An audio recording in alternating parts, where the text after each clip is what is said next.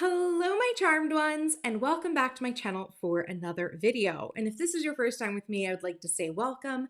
My name is Alexis, but I'm also known as Miss Trenchcoat all across the internet.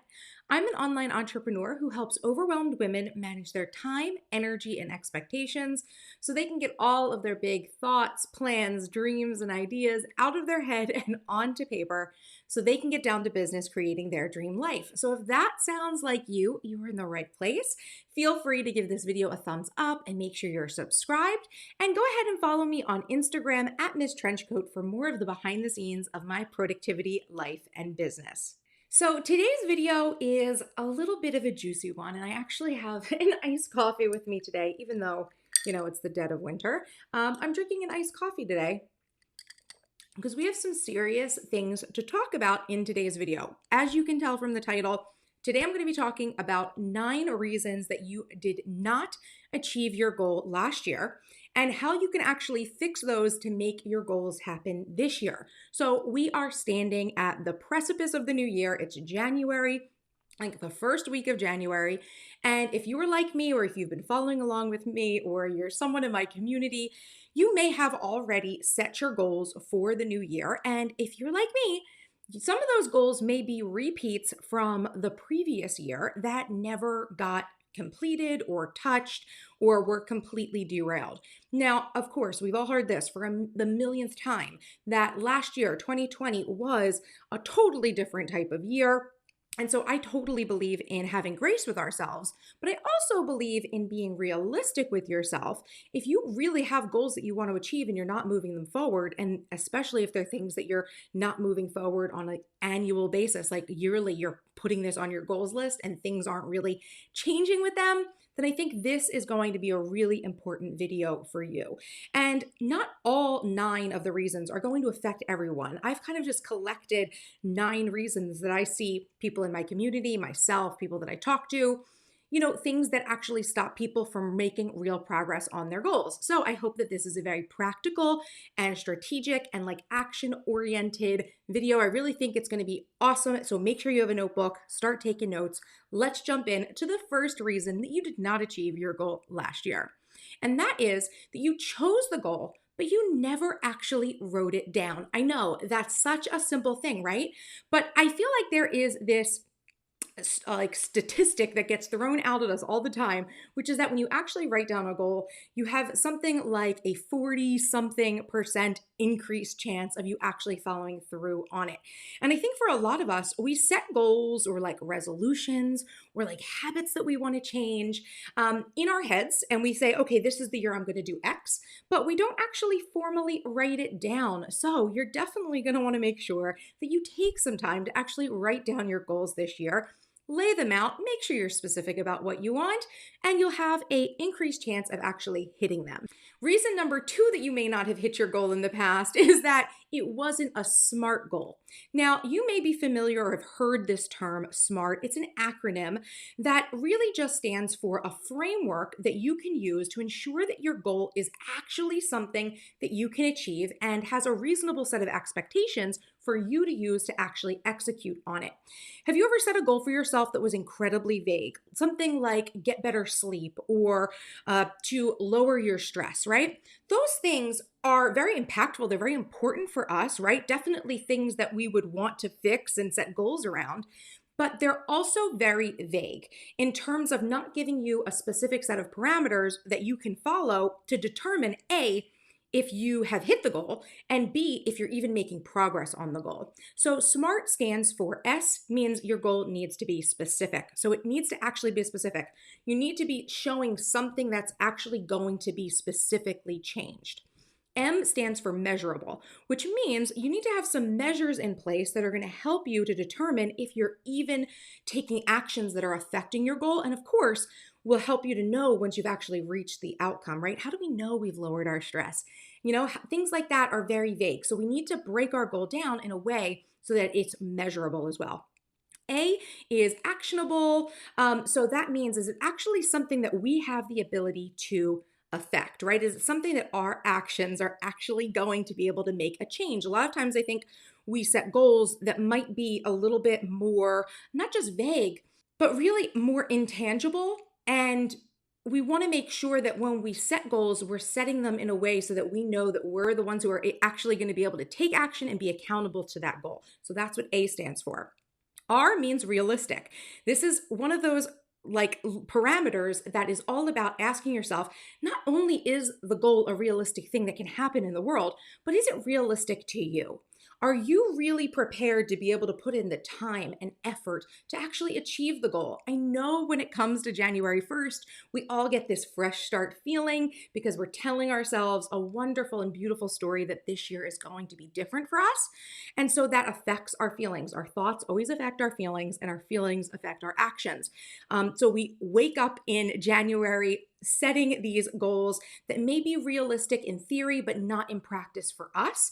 And eventually, when we start working on it, we end up hitting obstacles that end up turning us off from the goal because we weren't setting them realistically for us. Now, I don't think that this means if your goal isn't realistic that you shouldn't set it. I think what you need to do is you need to change your parameters, right? So this is the purpose of this SMART goal framework, is to identify, is the goal realistic for you? Do you have the time, energy, resources to achieve it in this year? And then the T stands for timely or time bound. So have you set an end date for when this goal is going to be achieved, or have you set a parameter? This is how I like to use the T in SMART, for when you're actually going to work on it. Something that I do when I'm setting my goals at the beginning of the year is I will actually schedule into my year, into my project calendar for the year, when I'm actually going to be working on a goal. A lot of goals I don't start January 1st. Things have a specific time and a place. You know that quote, there's a place for everything and everything in its place? I think that there's a time for everything, and everything can be done in time when we're strategic and we actually map out the best time of year to actually work on a goal. So that is the SMART goal parameters. If you're just setting vague goals that don't follow those, you may be finding that, you have a hard time following through. So if you need more information on like setting goals and writing them down, then I definitely have some resources I can leave for you down in the description. My productivity and planning mastermind membership. We just had a wonderful New Year's goal setting class in December. And in January, we went ahead and did our vision boards together. If you become a member of the membership, that's one of the ways that you can get some awesome classes and resources that are designed around my philosophies for how I functionally plan and execute on my goals. Now, the third reason that you did not achieve your goal last year was that you didn't break it down into a project plan with clear steps and any sort of tracking, right? So again, it's wonderful to have a goal written down. It's wonderful to make sure it's SMART, right? But are you actually breaking down all of the action steps so that you know what you have to do and so that you have a way to actually track your progress? Again, I have tons of resources for this in the mastermind. So definitely consider checking that out, because if you're really serious about actually setting your goals and following through on them, you're going to want to have project plans so that you're able to map things out and execute on them. I'll leave my project planning inserts as well down for you in the description box. Now, reason number 4 that you did not follow through with your goal is that the strategy that you chose to execute on wasn't effective. Now, I personally believe that there are numerous different ways that we can achieve any goal or objective. And I think that certain ways work better for certain people. So it's very possible that when you laid out your goal and maybe you even made a project plan, that you just chose a strategy that although it may be effective for some people, it wasn't effective for you. Something that comes to mind when I think of this is sometimes weight loss and health related goals. There's a lot of different philosophies for weight loss and nutrition plans and things like that. And some don't work for certain people, right? And so I don't think there's anything to feel shame about with things like that. It's just realizing, you know what, you put in a great effort, but you just didn't use a strategy that works for you. Guess what? You figured out what doesn't work. Now you can find out what does work. So definitely reevaluate what your other options are for hitting your goal. Don't let the effort that you already put in go to waste. Go ahead and give yourself grace, give yourself a fresh start with a new strategy, and you may find that you have more success the next time around. Reason number 5 that you may not have achieved your goal in the past is that you weren't checking in with your goal often enough. I think this is something that does happen to a lot of people as well, even people within the planning community who know how to set their SMART goals and know that they need to have project plans to break them down in order to, track and manage those goals.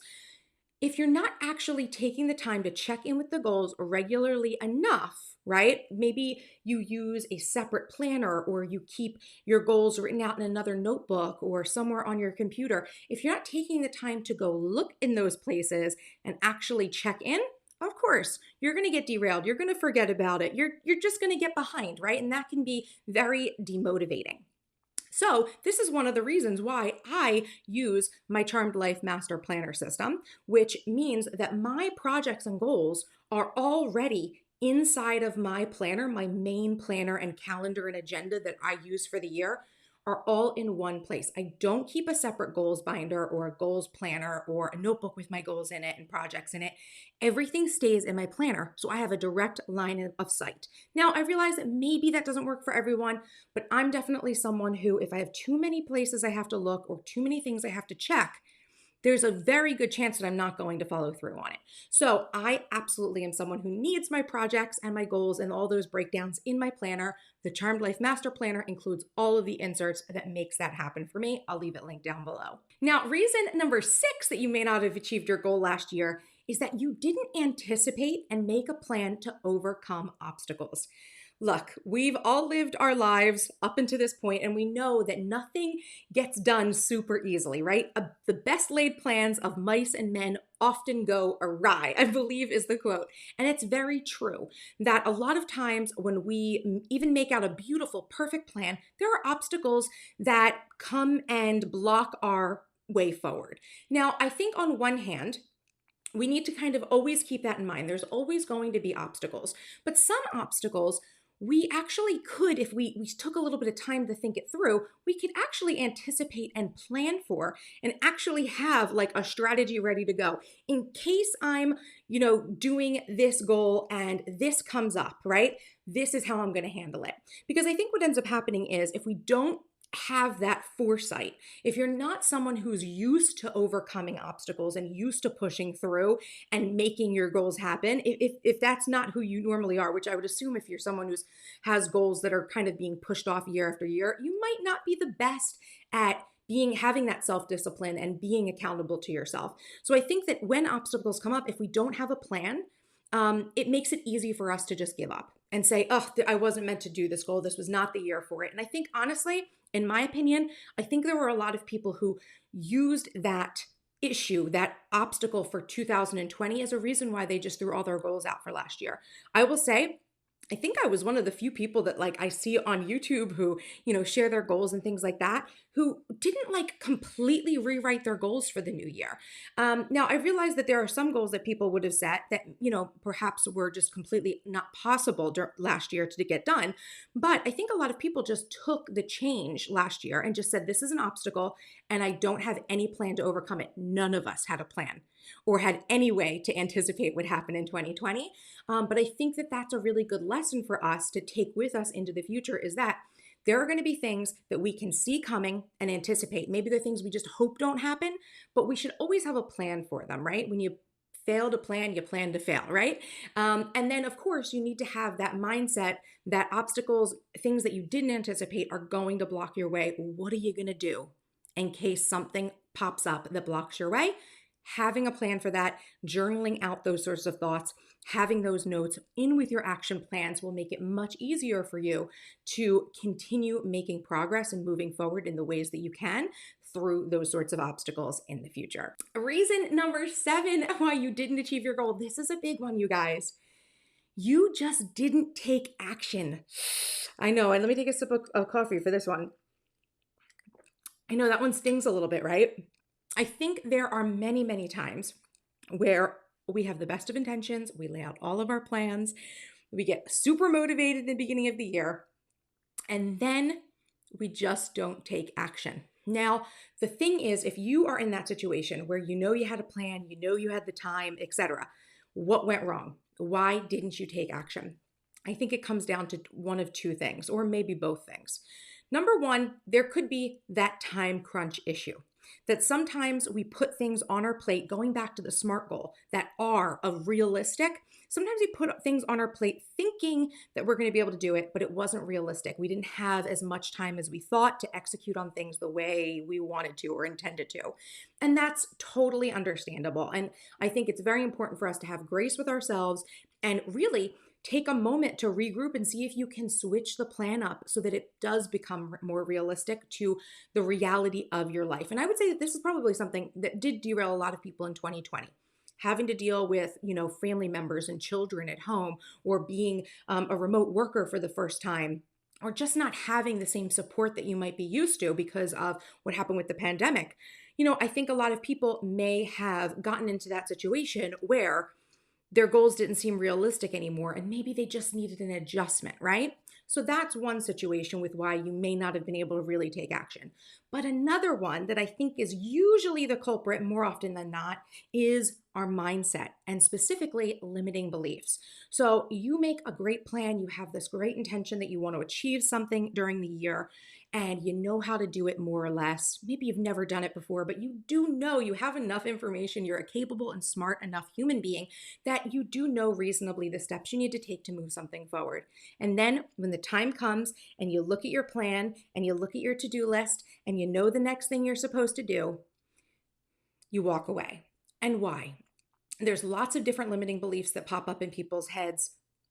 The idea that circumstances need to be right, or that you don't have everything that you need to get started, or you don't have enough information. A lot of times people don't think they have enough information to get started. Let me tell you, that's a huge limiting belief. Another huge limiting belief is a fear of failure, and sometimes even a fear of success. I know a lot of people like to say that a fear of success doesn't really exist, but I've seen people who have held themselves back from making progress because their idea of success was going to come with what they thought were some imagined pitfalls. So, there are so many different limiting beliefs, and a lot of them, too, also come down to worthiness.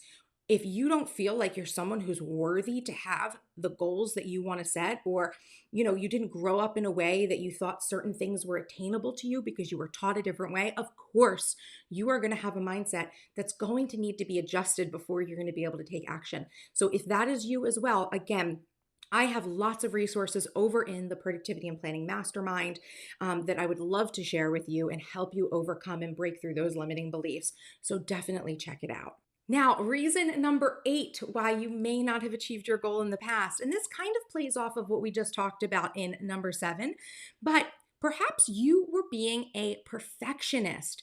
Now, I consider perfectionism to be a form of a limiting belief, right? When we have expectations that are so high for ourselves and so grand, but we actually end up not being able to take very much action because we're not pleased with the way things are working out for us. We're not feeling confident enough. We don't feel, again, like we don't feel like we're prepared enough, or we don't know enough yet.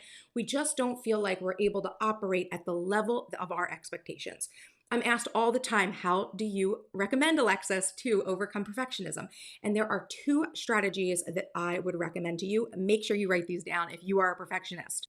Tip number 1 is to have grace with yourself. Really lean into the idea that no one is perfect, perfect does not exist, and that all you're doing is holding yourself to some imaginary standard that you most likely are not going to be able to meet. And you're just holding yourself back from having experiences and from making progress that could be so meaningful for you. So if you are a perfectionist, identify it, claim it, raise your hand and say, I am my name here, and I am a perfectionist, and I need to have grace with myself and realize that perfect does not exist. Okay, so that's tip number 1, strategy number 1. Strategy number 2 is I want you to start talking to yourself the way that you would a friend or a loved one who was perhaps coming to you as a perfectionist themselves and saying, oh, I just can't make any progress on this because I'm not good enough. I'm not going to do it well enough. It's not worth, if I can't do it right, I don't even want to do it. Right? What would you tell that friend or loved one? Would you say, oh yeah, you're right. If you can't do it done perfectly, there's no use in doing it. No one is going to say that to someone that they love, right? You would most likely tell that friend or loved one, you know what? It doesn't have to be all or nothing. You can put in your best effort, make slow and steady progress, and Any progress is better than just not trying or giving up or letting yourself live in that feeling of anxiety that you're not good enough or not doing enough, right?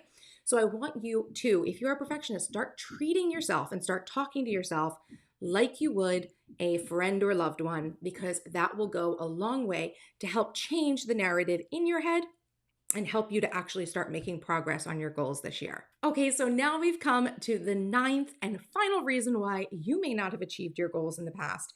You had no accountability. So, accountability is an interesting thing. I think that it works twofold. On one hand, maybe you didn't have any personal accountability, meaning that perhaps you were not checking in on your goals regularly enough. Maybe you weren't tracking them properly to see what progress you were making. But then on the other hand, accountability is absolutely something that for some people needs to be external, right? We need to have other people checking in with us and a support system or a community that's cheering us on. That can go such a long way for so many of us. And again, this is something where you can find this in your own community with your friends, family, things like that online. But if you're looking for an accountability group, the Productivity and Planning Mastermind is an excellent place to find a group of like-minded women who are all learning to plan and execute on their goals better together. So I will leave information down below for you if you'd like to join the membership. I would love to have you, and I would love to work with you and be one of your accountability buddies to help you make sure that this year is the year that you finally achieve the goals that you set for yourself. So thank you so much for watching. I do hope that this video was filled with tips and tricks and information and inspiration to help you take action on your goals this year. There's nothing I love more than seeing members of my community actually crush their goals. That's amazing to me. And I love to hear about how you're doing with your goals. So make sure to stay in touch and tell me about how things are going. If you enjoyed this video, please make sure to give it a thumbs up and let me know down in the comments which of these 9 reasons you think you are the most guilty of and what your plan of attack is going to be moving forward to overcome that obstacle. I would love to hear about it and talk with you more in the comments. And of course, if you are not yet subscribed to my channel, what are you waiting for? Hit that subscribe button for more awesome videos by me. And until next time, bye-bye.